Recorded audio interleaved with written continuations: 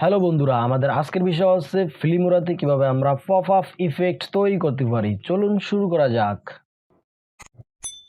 Project প্যানেলে আমাদের একটি ইমেজ এবং একটি সাউন্ড আছে। আমরা ইমেজটিকে ধরে টাইমলাইনে নিয়ে আসব। এই ইমেজটিকে আমরা সিলেক্ট করব।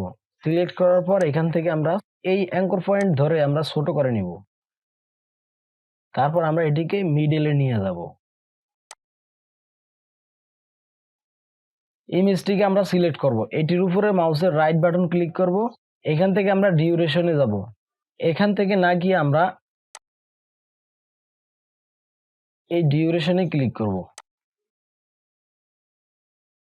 ডিউরেশনে ক্লিক করার পর আমরা এখান থেকে ইনপুট ডিউরেশন করে দেব 2 সেকেন্ড।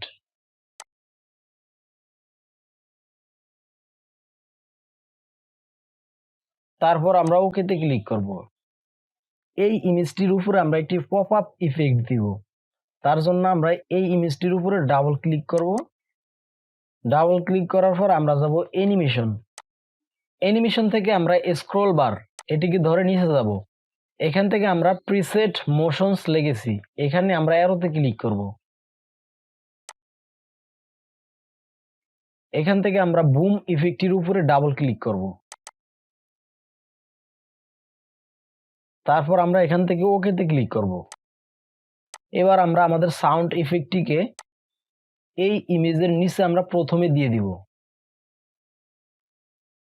টাইমলাইনটিকে আমরা একটু জুম করব। সো এবার প্লে করে দেখি। ইমেজ এবং সাউন্ড দুটিকে আমরা একটু সামনে এনে দেই। এবার প্লে করি। সো এভাবে আপনারা তৈরি করতে পারবেন। ভিডিওটি ভালো লাগলে অবশ্যই লাইকে ক্লিক করবেন এবং আমার চ্যানেলটি সাবস্ক্রাইব করবেন। ভিডিওটি দেখার জন্য ধন্যবাদ।